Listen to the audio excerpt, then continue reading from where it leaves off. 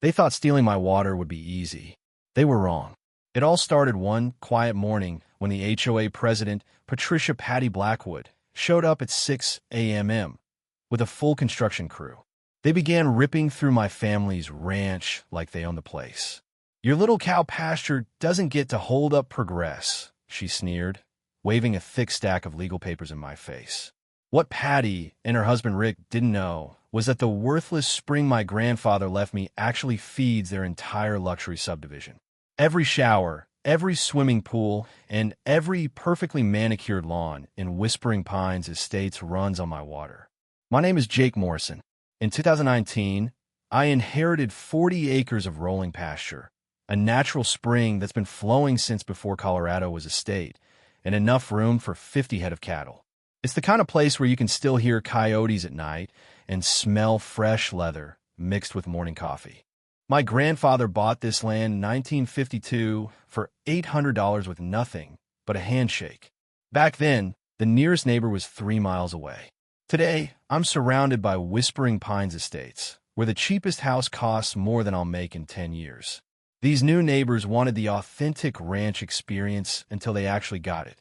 They filed noise complaints when I ran equipment before 7 a.m., sent formal letters about unsightly hay storage, and one woman even demanded I install air fresheners on my cattle because the smell was ruining her yoga sessions. The real trouble began when Patty Blackwood became HOA president. She was 55, lived in the biggest house overlooking my ranch, and had turned harassment into an art form. Her husband Rick owned Blackwood Development, the company behind half the subdivisions in the county. Together, they acted like a two-person wrecking crew against anyone who didn't fit their vision of community standards. The harassment built slowly over 5 years. Letters on expensive letterhead, formal complaints, zoning disputes, and claims that my cattle were depressing property values through visual pollution. But the real war exploded 3 months ago when I found surveyor marks cutting straight across my best pasture. They were planning to run a pipeline right through the middle of my land to connect the subdivision's new clubhouse to the county water main. When I confronted Patty, she answered the door in expensive workout clothes, holding another stack of official-looking documents. "Right of necessity, sweetie," she said with a shark-like smile. "Your little cow pasture doesn't get to hold up progress for 847 families."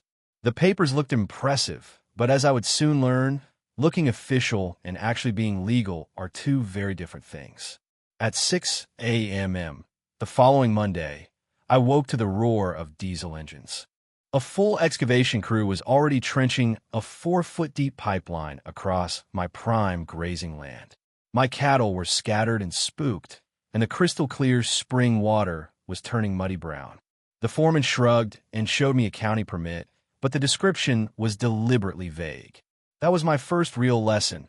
Always demand to see the exact property survey attached to any permit. If they're being vague about location, they're probably being dishonest about authority. I filed an emergency injunction, but construction could continue while we waited for a court hearing 3 weeks away. Meanwhile, I set up trail cameras and posted no trespassing signs every 20 feet. My 16-year-old daughter, Emma, who's smarter than me about most things, started researching water rights for a school project. That's when she pointed out something critical. If they permanently lowered the pressure in our spring, the ranch would become unsuitable for cattle. Without reliable water, I'd lose the herd, and without the herd, I'd eventually lose the land that 4 generations of my family had worked. Patty escalated quickly. She filed counter-complaints claiming I was endangering public health, organized an emergency HOA meeting to paint me as the villain, and got the local newspaper to run a hit piece titled Rancher versus Progress. But Emma didn't get her news from newspapers. She started posting everything on TikTok, and suddenly thousands of people were following our story. Real footage of clean water and healthy cattle proved far more powerful than Patty's manufactured outrage. When a supposed environmental consultant showed up claiming my cattle operations pose health risks, I grew suspicious. His preliminary findings triggered a county investigation that suspended all my ranch operations.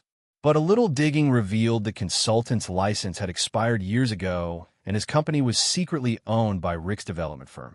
The water test from my actual spring came back cleaner than the subdivision's own supply. The county quietly dropped the investigation once the fraud was exposed. The deeper I dug with help from Margaret Shun, a retired environmental lawyer who reached out after seeing Emma's videos, the more corruption I uncovered. Rick's company had built the subdivision on a former mining site using illegal fill dirt. They were selling guaranteed water access to buyers while the county water table dropped dramatically from overbuilding. Worst of all, those premium water contracts were actually temporary agreements set to expire in just 18 months, leaving Rick owing millions in bonds and the homeowners facing severe restrictions. Then came the game changer hidden in my grandfather's old papers.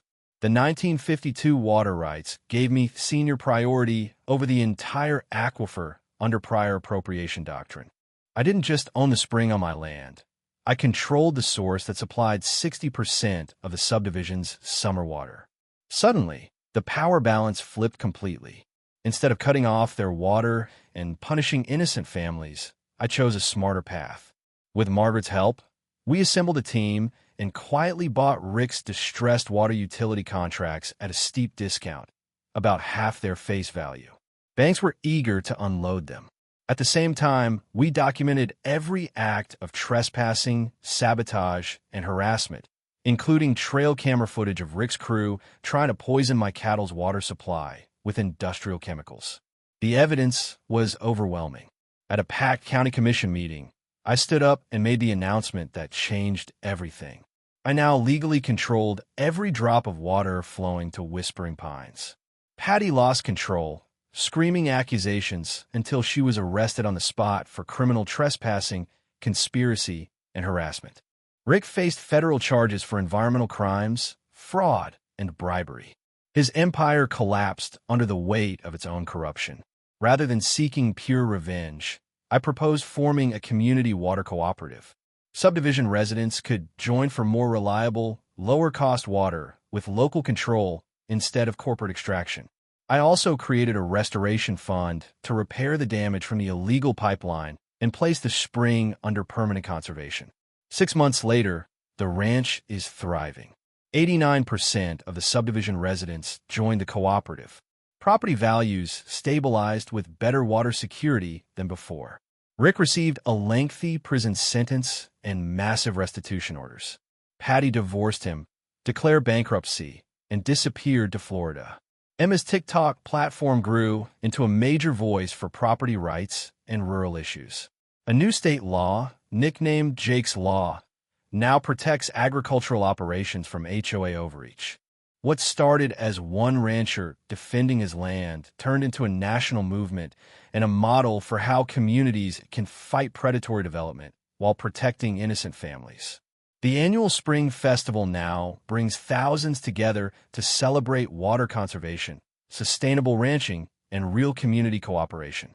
If you've ever dealt with an overreaching HOA or felt powerless against corrupt systems, share your story in the comments.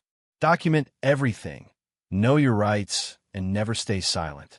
Bullies thrive on isolation. Hit subscribe if you want more stories of ordinary people standing up for what's theirs. Next week, I'll tell you how a small-town librarian used environmental law to shut down a megachurch's illegal waste dumping operation. You won't believe what she found buried in that parking lot.